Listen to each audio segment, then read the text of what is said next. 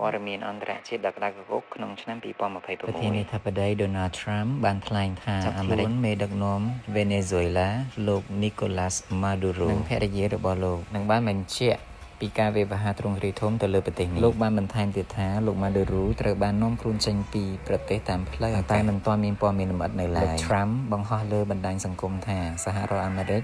នឹងបើកការវាយប្រហារទ្រង់ទ្រាយធំប្រកបដោយជោគជ័យទៅលើប្រទេសវេណេស៊ុយឡានិងមេដឹកនាំរបស់ខ្លួនគឺប្រធានាធិបតី Nicolas Maduro ដែលរូបលោកនិងភរិយាត្រូវបានចាប់ខ្លួននិងនាំខ្លួនចេញតាមផ្លូវអាកាសប្រតិបត្តិការនេះត្រូវបានធ្វើឡើងដោយសហការជាមួយស្ថាប័នអនុវត្តច្បាប់របស់សហរដ្ឋអាមេរិកមានលម្អិតនិងមានជូននៅពេលប្រទេសវេណេស៊ុយឡាបានប្រកាសដាក់ប្រទេសក្នុងគ្រាអាសន្នរួមទាំងបដិសេធនិងថ្កោលទោសចំពោះការឈ្លានពានផ្នែកយុត្តិធម៌ប្រទេសនេះមិនទាន់បានឆ្លើយតបទៅនឹងការបង្ហោះសាររបស់លោក Trump នៅឡើយទេប្រកាសសកម្មភាពយោធាលើវេណេស៊ុយឡាដោយចោទប្រកាន់លោក Maduro ពាក់ព័ន្ធនឹងគ្រឿងញៀននិងអំពើពុករលួយ